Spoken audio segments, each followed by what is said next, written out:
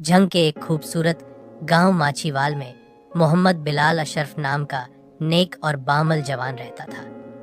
बिलाल बचपन से ही इल्म हासिल करने का शौकीन था। माली हालात कमजोर थे, मगर उसने हिम्मत न हारी। दिन में खेतों में काम करता और रात को चिराग जलाकर पढ़ाई करता। मेहनत, सब्र और दुआ के साथ उसने आला तालीम हासिल की।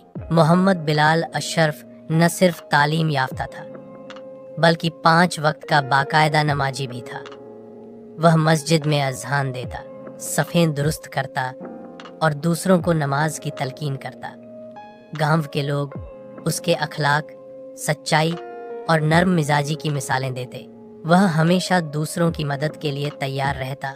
किसी गरीब के बच्चे को किताबें दिलवाना हो या बीमार के लिए दवा लानी हो, बिलाल सबसे पहले पहुंचता।